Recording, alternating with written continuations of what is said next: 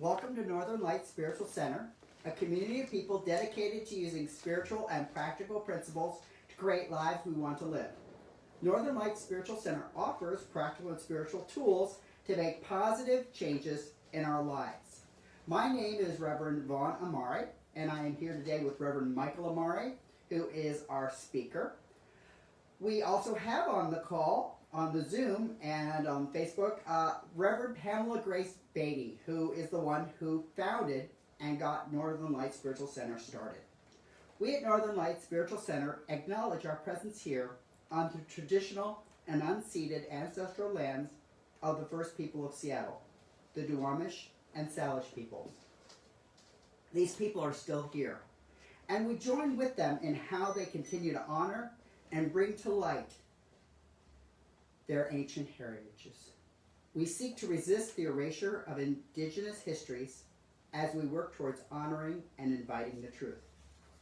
Please join me in our opening song, In This Very Room, or be sung too if you don't want to sing along.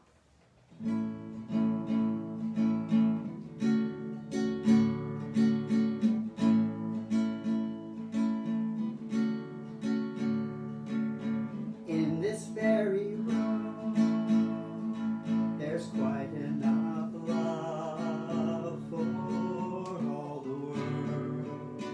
And in this very room, there's quite enough joy for all the world. And there's quite enough peace and quite enough power to walk through our every fear. For Spirit, sweet Spirit, is in this very room. In this very room.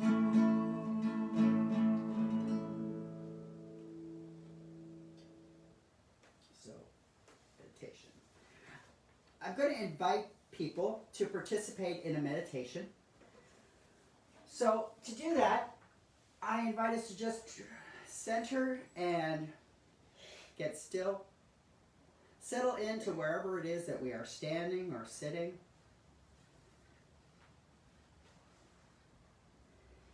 And become aware of our breath. Breathing in,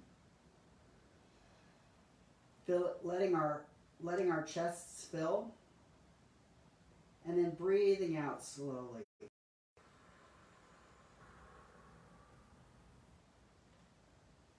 And breathing in again.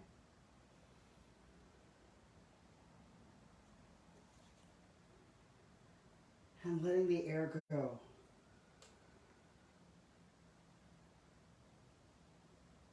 And breathe in once again. And breathing out.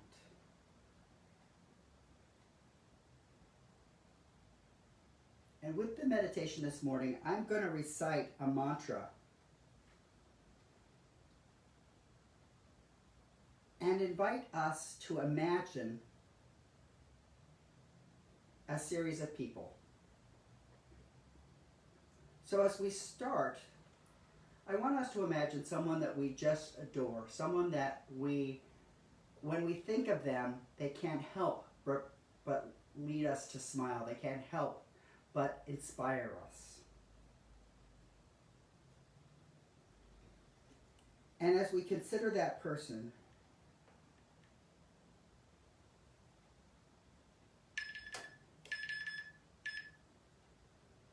I say these words: just like me, you are seeking some happiness in your life. Just like me, you are seeking to avoid suffering in your life. Just like me, you have known sadness. Just like me, you want to be loved. Just like me, you were once an innocent child. Just like me, you are on a spiritual journey. So again, imagine that inspirational person Imagine making eye contact with them if that's something that's comfortable for you. Or imagine just bowing to them if they're somebody that is that noble, that worthy.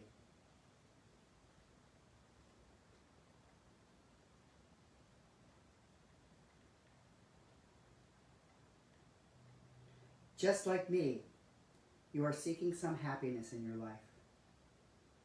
Just like me, you are trying to avoid suffering in your life. Just like me, you have known sadness. Just like me, you want to be loved.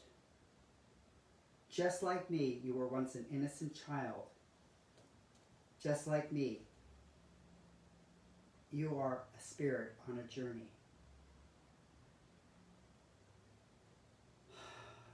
Now let us imagine ourselves encountering someone that we've never met before.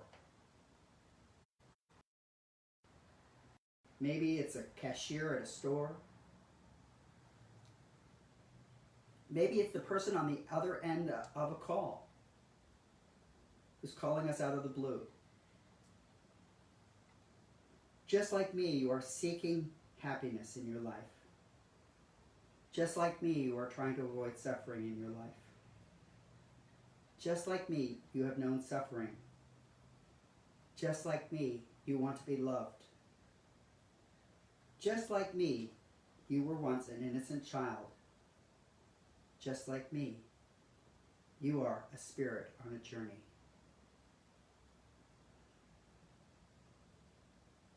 And seeing that person more fully, you again say, just like me, you are seeking some happiness in your life.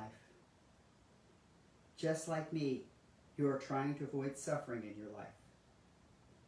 Just like me, you have known sadness. Just like me, you want to be loved. Just like me, you were once an innocent child. Just like me, a spirit on a journey. Now in the meditation, let yourself envision somebody that annoys you, somebody who just rankles you or gets under your skin. And just imagine sitting with them, saying, just like me, you are seeking some happiness in your life. Just like me, you are trying to avoid suffering in your life. Just like me, you have known sadness. Just like me, you want to be loved. Just like me, you were once an innocent child. Just like me, you are a spirit on a journey. And it may be a struggle to be in the presence of this person. But let yourself settle in with that struggle. And remembering the words, just like me, you are seeking some happiness in your life. Just like me, you are trying to avoid suffering in your life. Just like me, you have known sadness. Just like me, you want to be loved. Just like me, you were once an innocent child. Just like me, you are a spirit on a journey. And finally, for the last part of this meditation, just imagine yourself looking at yourself and saying, you are seeking some happiness in your life. You are trying to avoid suffering in your life. You have known sadness. You want to be loved. You were once an innocent child. You are a spirit on a journey. And again, looking into your eyes, perhaps smiling, perhaps a gentle nod. You are seeking some happiness in your life. You are trying to avoid suffering in your life. You have known sadness. You want to be loved. You were once an innocent child. You are a spirit on a journey.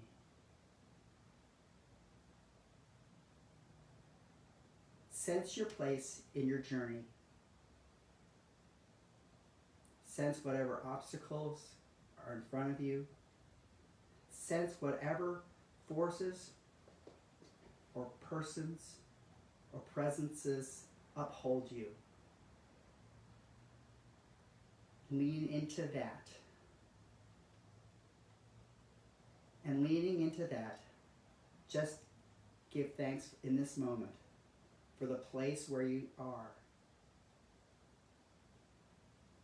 Just be still in this moment on this journey. Breathe in. Breathe. And this time consciously breathe in gratitude. And breathe out welcome. And as you're ready, come back to the room. And I acknowledge Amen, Ashe, and so it is.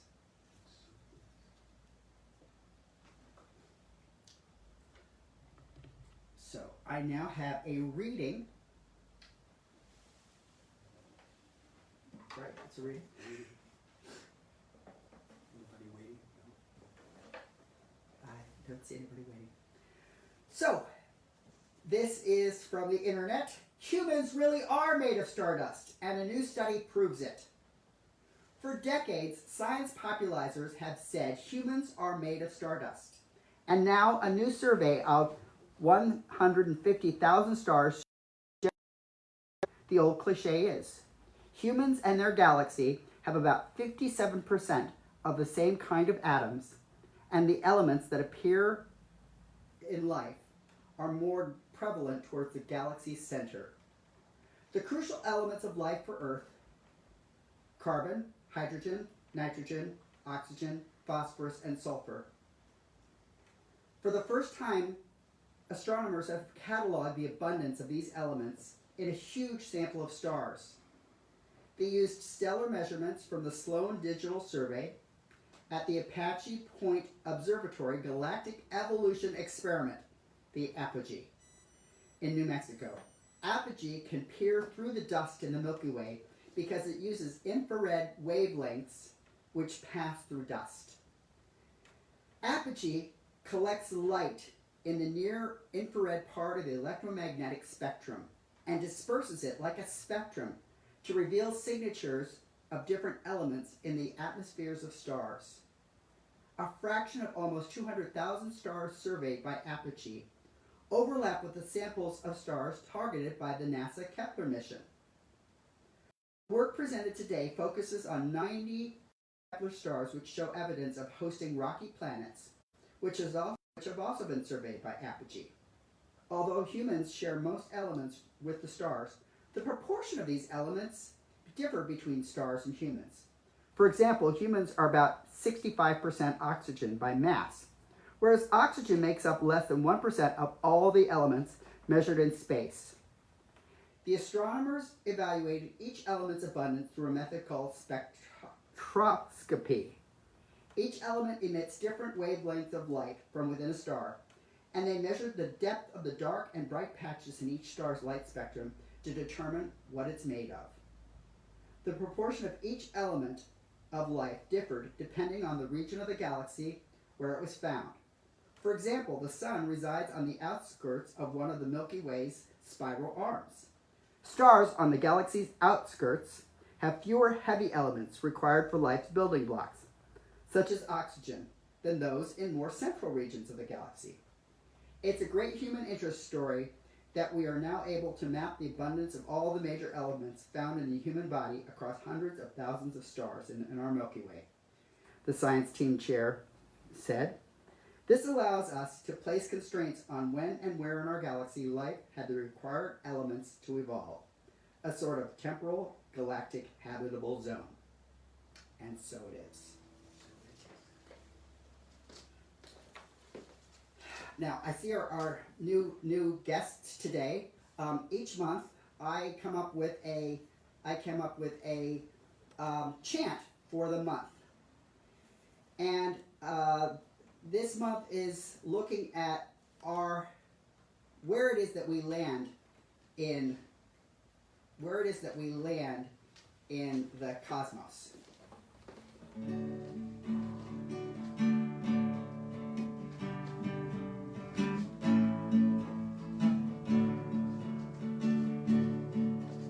I've heard a wave in the oceans contains all that the oceans are. I've learned that what makes up my body comes from the substance of stars. Near and far, I am the universe's glory. I tell the universe's story. I forget when I think I am small, yet the cosmos tells me recall.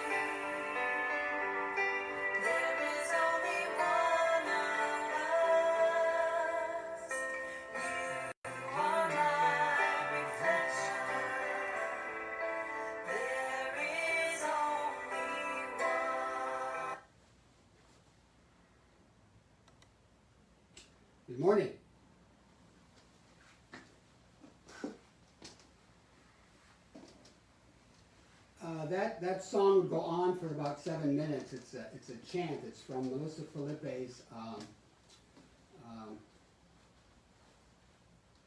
Second Chance, because she does the words with the lyrics, and then she comes back and does the instrumental for 7 to 9 minutes, and it's very moving if you sit for that whole 7 minutes and just chant that in.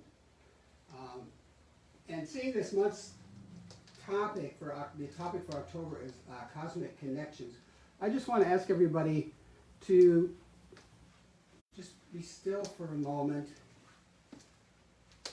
and hold in your heart all those that have died, have suffered, have helped in any way people with the COVID virus. So if you could just hold that for a moment.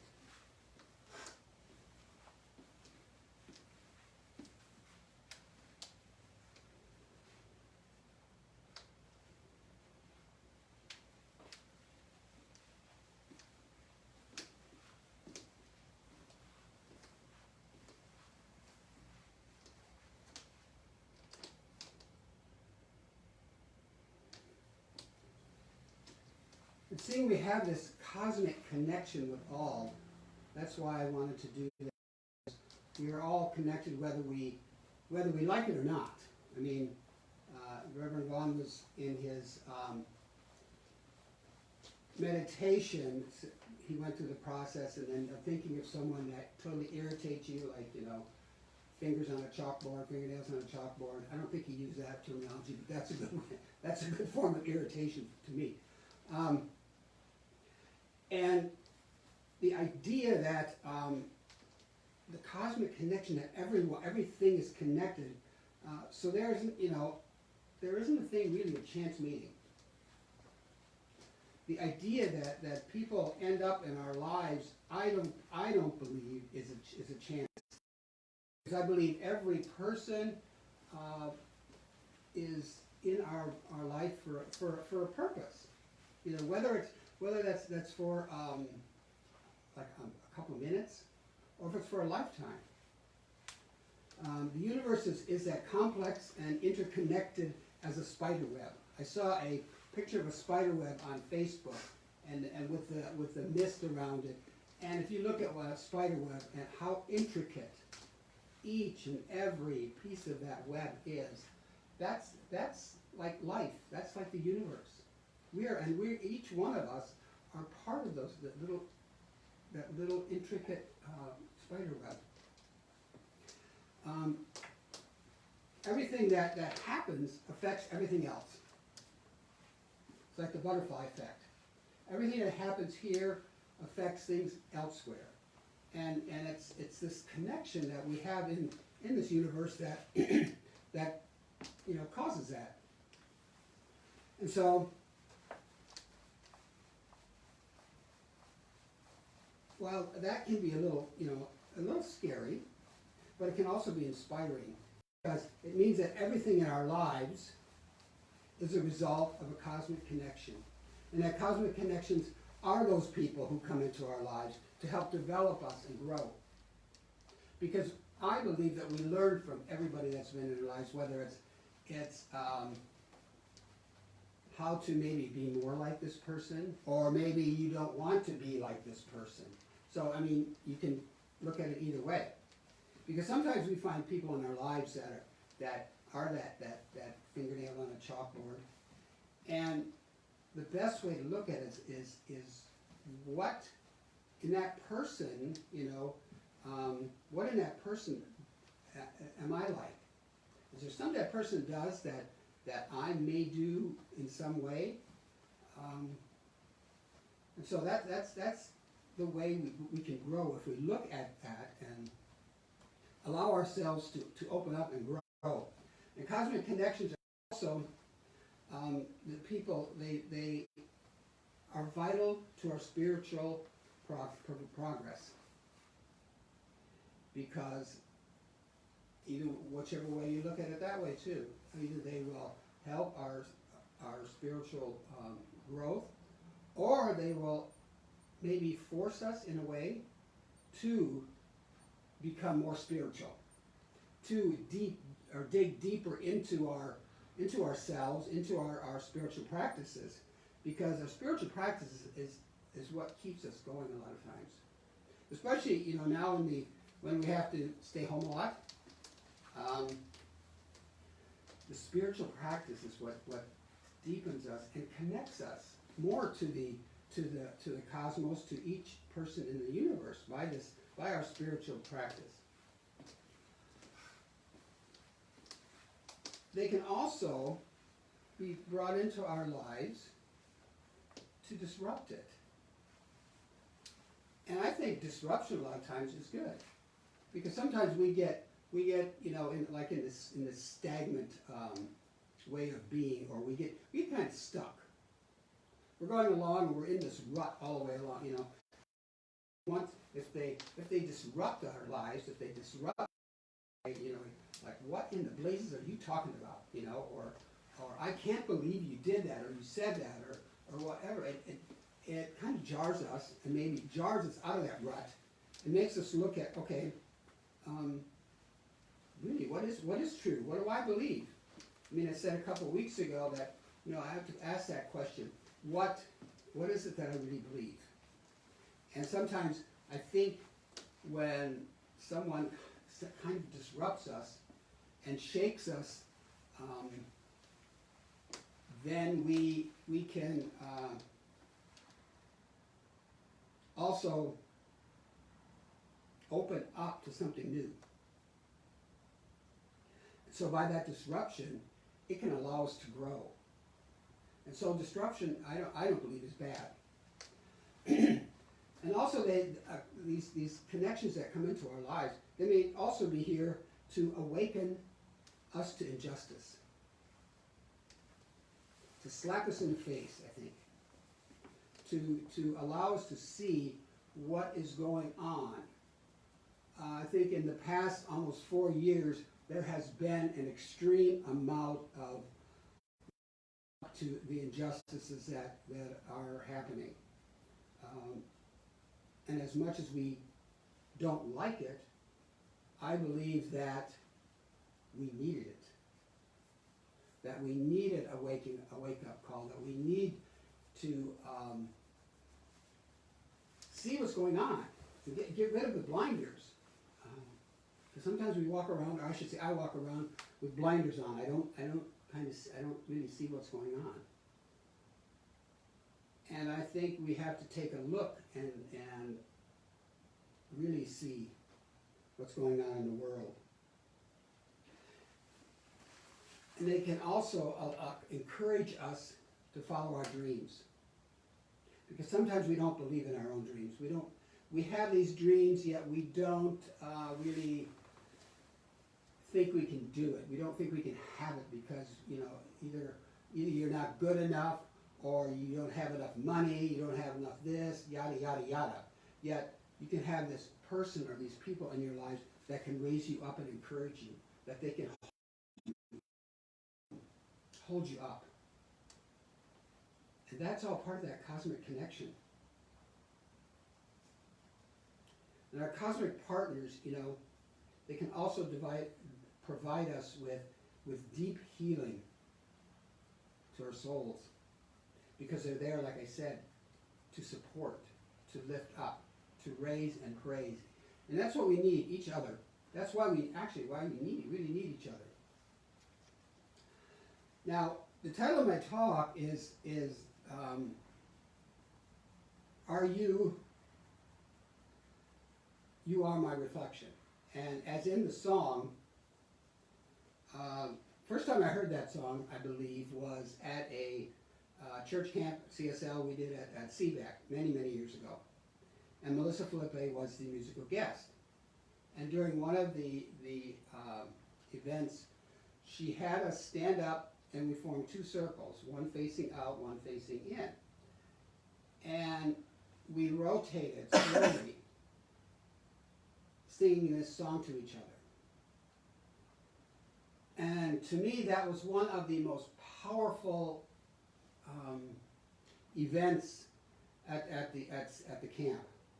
Because as you moved, you're looking at another person in the eyes, and you're seeing that person, you're seeing that reflection of you, that reflection of love, that reflection of joy, the reflection of God looking back at you. And needless to say that, everybody was in tears, because it was extreme. The idea that there is only one of us. In your eyes, it's me I see. There is only one of us. You are my reflection. But before we could really get into that, the reflection of us in someone else, I believe that we have to learn to know ourselves, to know who we are and who we aren't. And that's where a lot of spiritual practice can come in. Just by meditating, contemplating, okay, who am I? What do I believe? What, and where am I headed? And in that contemplation, yes, you can find out who you are and who you're not. Sometimes we have to go on deeper and deeper, keep going and asking more clarifying questions, because something may come up, and I don't understand. I need information. I need to see more, and whatever that may be, it takes us deeper into ourselves, deeper into knowing ourselves. What motivates us, what gets us up in the morning. I know probably some people don't want to get up in the morning. There's some mornings I would really rather just, hunker in bed and pull the covers over my head. But needless to say, you have to get up. The dog won't let you sleep. So there's always a great way to be with each other, and because it's a small group, and so a lot of times, I know for me, I like small groups because you become more intimate with each other. You can understand each other, and people, and there's that thing that I found out, that there's so many people see something in you, whether it's positive or maybe not so positive, that you don't see in yourself. And that's why that's one of the reasons we meet other people in this universe, knowing that each of us are the reflection of the infinite. The reflection of the infinite self. We can move towards understanding that everyone around us reflects ourselves. I am me, you are you. And also, I am you, and you are me. We're this connected essence, this connected divine love, an expression, whatever that may be, for you in this universe. What if I am me because of you? And that's really true, because other people are influences on us. I mean, people can't change us, but by being in our lives and being who they are, us to develop, to grow, and to become who we are and who we came to be on this earth. So if there was no you, what would I have to compare with? I mean, why would we have names if there was only me here, or if there was only you here? We wouldn't need any of these other things. So we need each other to bounce off of. I like that. I didn't think about that before, but I like it. To bounce off of. Just like a lot of times you need somebody to listen. Just to listen, not to fix, not to do anything else, but just to listen. You need to be heard. And you're bouncing something off. I know a lot of times I will start saying something or asking a question, and before I'm done with the question, it's like the answer has come. But by bouncing it off another person, and that other person being there, listening, truly listening, not trying to jump in and fix, the answers come. I mean, we are changing constantly, moment to moment. We just change because our molecular chemistry changes. And so if that changes, then the rest of us has to change. You may go to sleep one night and maybe you have this dream about God knows what, and in the morning you remember part of it and you say, oh, I never thought of it that way. And just like when someone else will share something with you, and like if you're having a discussion, not an argument, but a nice friendly discussion, healthy discussion, sometimes you won't see it until you've heard it come from somebody else. And it may not change you, but you've opened up to hear something new. And a lot of times it can change you.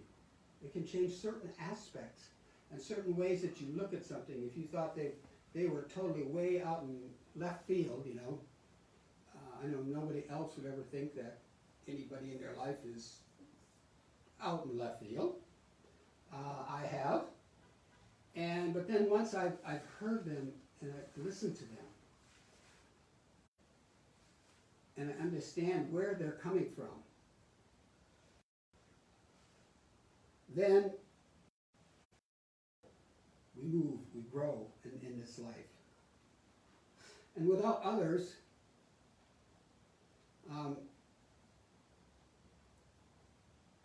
there would, like I said, there would be no need for other languages. There would be no need for names or things like that. We wouldn't have nothing to compare us. And I think that would be extremely boring, because life sometimes can be boring in itself. So then we work in the idea of the cosmic connection,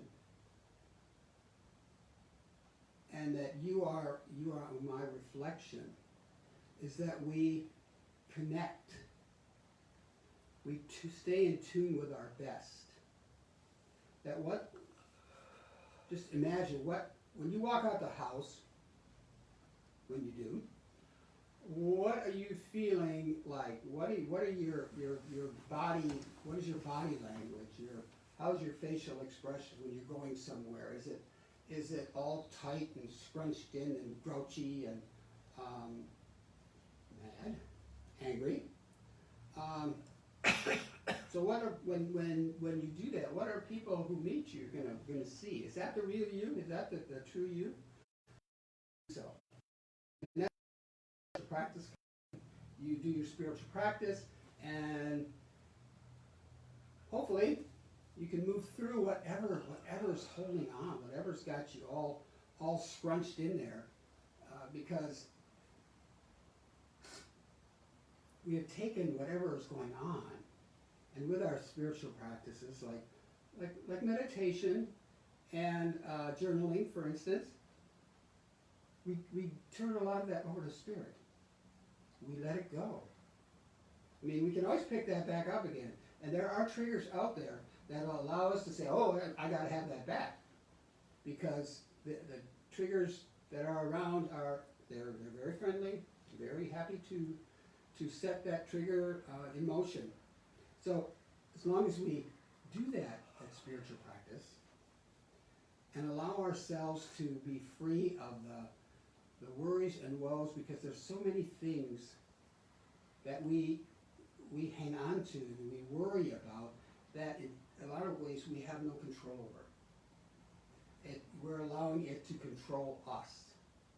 And then by controlling each of us individually, we take that out and we can pass it on to others. And that can be a hell of a snowball. Or, if we've done our spiritual practice and we're feeling, calm, at ease, at peace, We can do that with others, and that will snowball. So, and this continues with our spiritual practice to connect with, you know, the divine. I know I used to, when I was working down in Auburn, or even Everett, I think Auburn mostly, when I drive to work, a lot of times that was when I would be doing, I would do a treatment, and I would do not meditation while I was driving, of course, but I want to say a conversation with Spirit. And that to me was one of the best ways to do it, because I'm alone in the car. It was 25 miles, so there was a bit of time to do it. And just to connect with Spirit.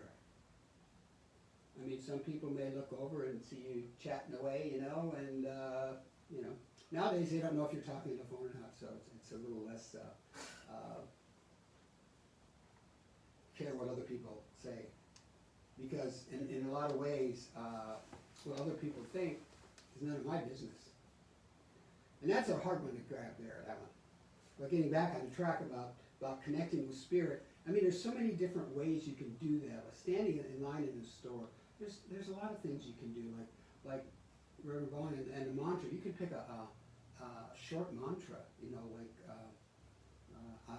like you're getting, say you getting in line and there's a lot of people, and you get a price checks, got this and that, and then it's you know, standing there longer and longer.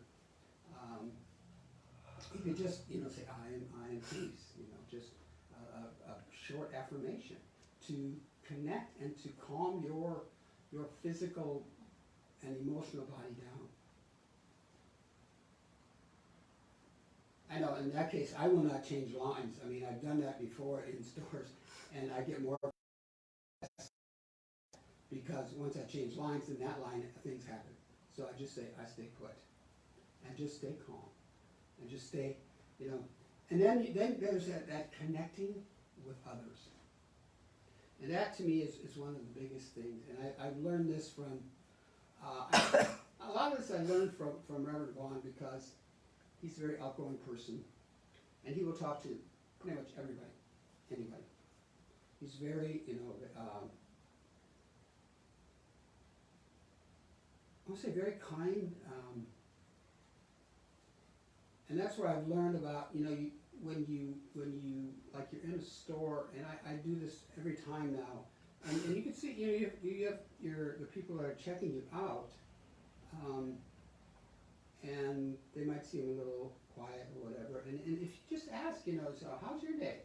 How's it going? You know, and a lot of times somebody, okay, and sometimes you just see, you can kind of see a little uplift. You know, somebody actually asked me, you know, how are you today? And that to me it's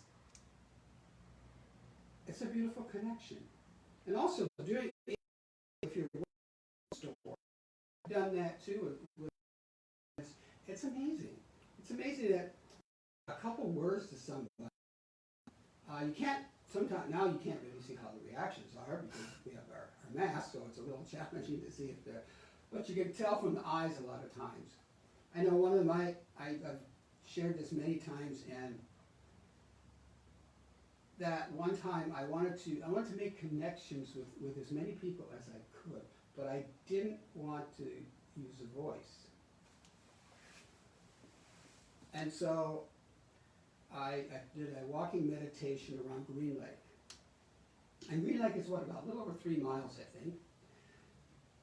And I vowed that I wasn't going to say a word to a soul going around there.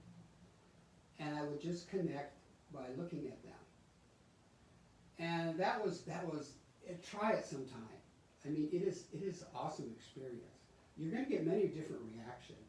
You're going to get some that are kind of a quick look away because they're not used to that.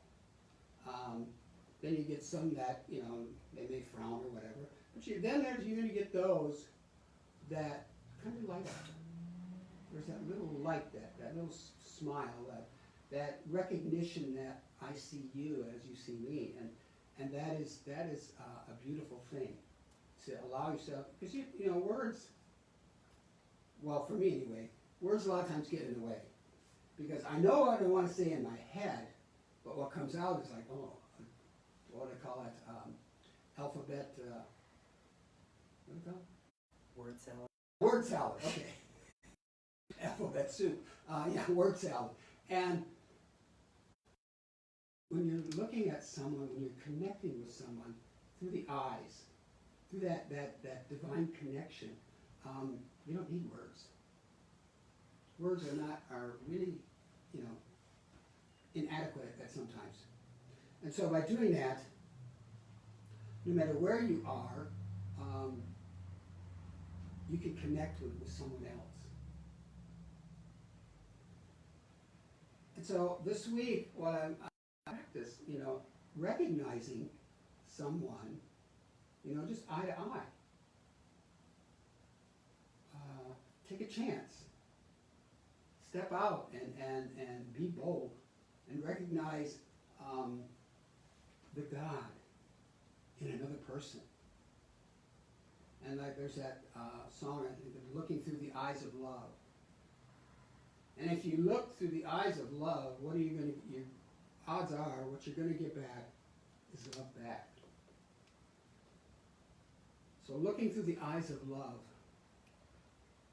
you will see that divine essence looking back at you. And it'll lift your day, and you'll lift someone else's day. And sometimes maybe you'll have to go and look at yourself in the mirror and recognize that divine essence that's right there in the mirror looking back at you. Because sometimes we discredit ourselves, we beat ourselves up, so we have to look at ourselves through the eyes of love. Because we are, each of us, that divine expression of God. And so, looking through the eyes of love,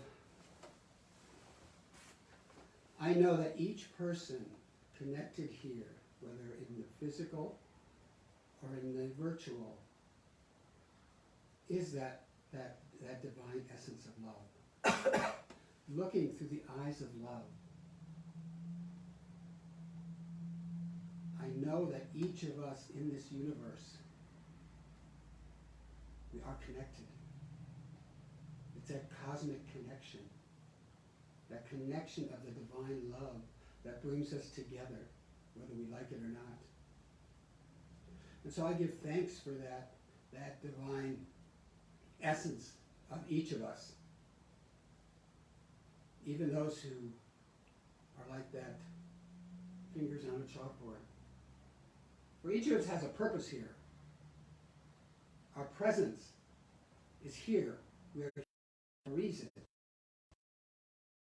Maybe we're here just to irritate someone else. Who knows? I can't say. But I know that happens. And so in this cosmic connection, I give thanks for each and every life. And I'm grounded by saying, and so it is. So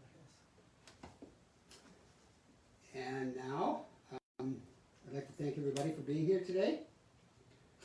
And those of you on Zoom, if you'd like to hang around and do chat. And those on Facebook too, what we do after the talk is we have feedback from those on Zoom, what they got out of the talk, or prayer request or whatever. So if you'd like to join us on Zoom, feel free, because that's also in the ad on Facebook. So just saying that. And if you'd like to contribute, you can always go to our webpage, which is northernlightspiritualcenter.com, and hit the donate button. And I know we're very grateful for all those who donate, because that is what keeps the lights on, allows us to be here to reach out via the virtual.